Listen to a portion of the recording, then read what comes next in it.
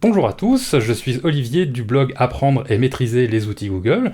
Dans cette vidéo consacrée à Google Sheet, nous allons faire un tour d'horizon de la fenêtre de l'application. Allez, c'est parti.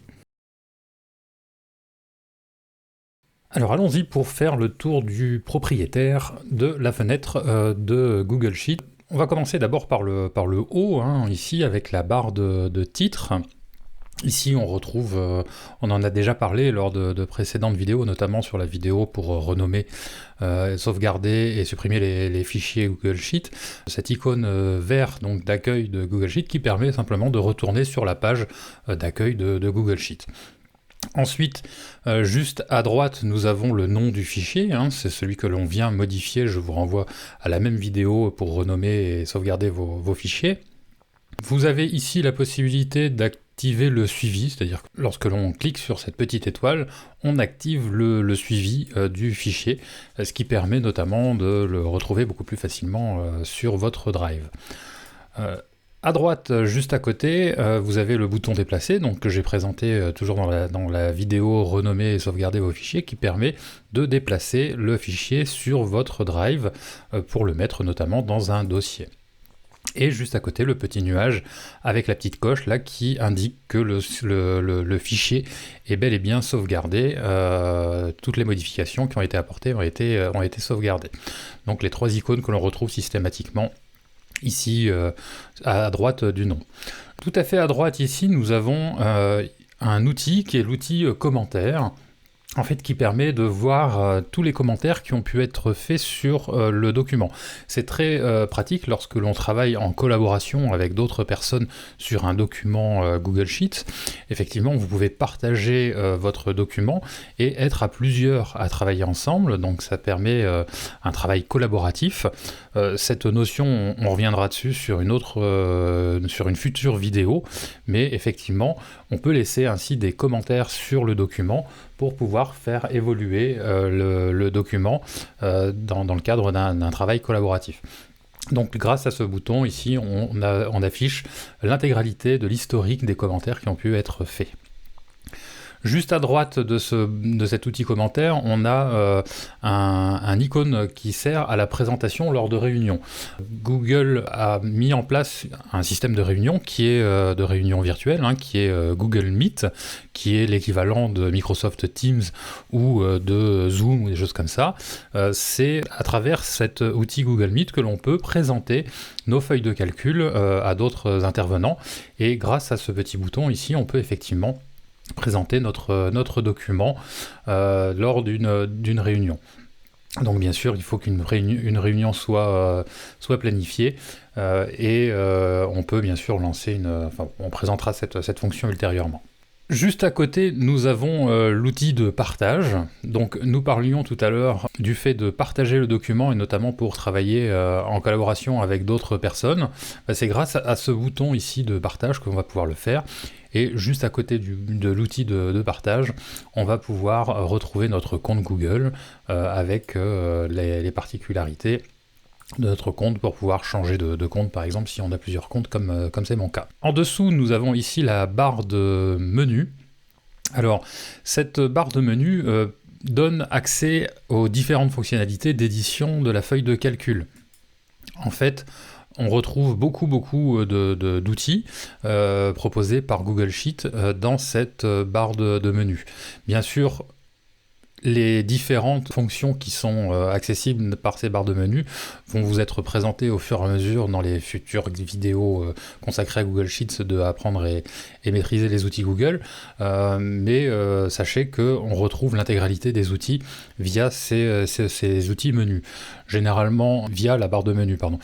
Généralement, dans la barre de menu fichier, c'est tout ce qui concerne plus le fichier. Pour le déplacer, on retrouve par exemple ici cette icône dans le menu fichier, de même qu'on va retrouver les icônes de la barre d'outils qui sont en fait des raccourcis qui permettent d'aller plus vite, mais de fonctions que l'on retrouve ici dans cette barre de menu. Du coup, lorsque je vous mentionnerai des fonctions que l'on trouve dans la barre de menu, c'est bien sûr par là qu'on va passer pour y accéder. Généralement, on précise les choses en disant dans le menu format, retrouvez cliquer sur gras. Bon, généralement, on passe bien sûr par l'icône qui est ici, mais dans format pour pouvoir accéder à telle ou telle fonction. Donc, effectivement, juste en dessous, nous avons la barre d'outils, où là, on retrouve donc des outils destinés à exécuter des commandes courantes.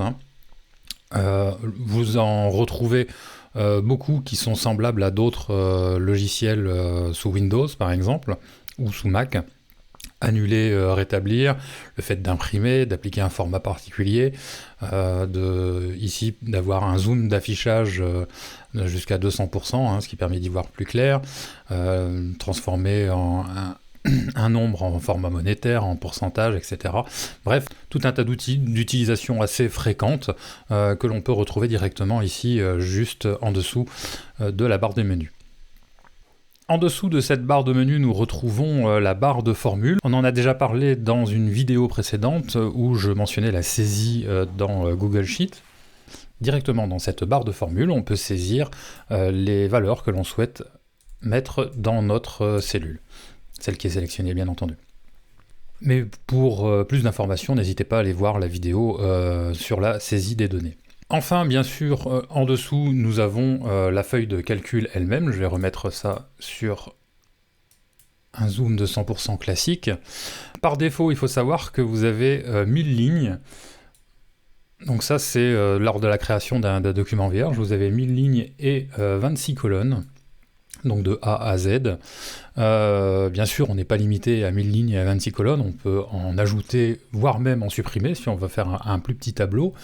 Les coordonnées de la cellule qui est active, comme ici, là où est indiquée la saisie 123, on la retrouve à côté de la barre de formule ici, c'est le champ du nom, parce que on le verra dans une future vidéo, on peut bien sûr renommer toute une plage de cellules, ce qui peut s'avérer très pratique. Et vous avez ici la petite poignée de recopie présentée lors de la vidéo sur les saisies des données, lorsque l'on a une cellule qui est sélectionnée. En bas et sur les côtés, nous avons les barres de navigation, ce sont ces barres qui permettent de se déplacer plus rapidement dans notre tableau, ici pour aller de la colonne A à la colonne Z par exemple, ou la petite ici à droite qui permet de descendre jusqu'à la ligne 1000. Donc ça, ce sont les deux barres de navigation. Pour celle qui va du haut vers le bas, bien sûr, vous avez la possibilité d'utiliser la molette de votre souris, si vous avez cet accessoire sur votre souris. Un des derniers éléments, c'est tout en bas de votre feuille de calcul, vous avez ce qu'on appelle la barre de navigation dans les feuilles.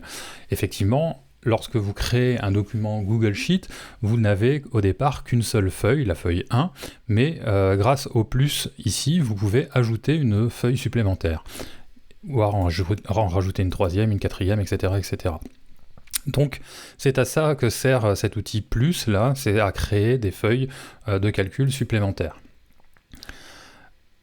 Juste à droite, l'icône en forme de trait, en forme de hamburger, là, c'est la liste des cellules qui est créée. C'est-à-dire que si j'ai tellement de feuilles que je ne peux plus les afficher, elles apparaîtront de toute façon ici, et je peux basculer d'une feuille à l'autre très facilement, vous voyez. Sinon, bien sûr, juste à droite, vous avez les onglets des différentes feuilles que vous pouvez cliquer pour afficher la feuille concernée. Bref, vous avez ici l'ensemble des outils qui permettent de naviguer à travers les feuilles de votre classeur. Dernier élément, cette fois-ci, de l'interface utilisateur de Google Sheets, c'est le panneau Explorer. Alors le panneau Explorer est un outil très particulier et assez unique dans le monde des tableurs.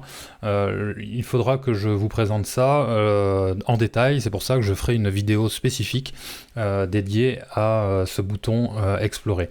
Mais sachez que c'est un bouton assez magique qui permet notamment de mettre en forme, qui permet, bref, pas mal de choses, mais je rentrerai dans le détail sur ce bouton Explorer ultérieurement. Voilà pour le tour du propriétaire de Google Sheet. J'espère que maintenant vous avez les idées claires parce qu'on va pouvoir passer aux choses sérieuses. Allez, à bientôt, ciao.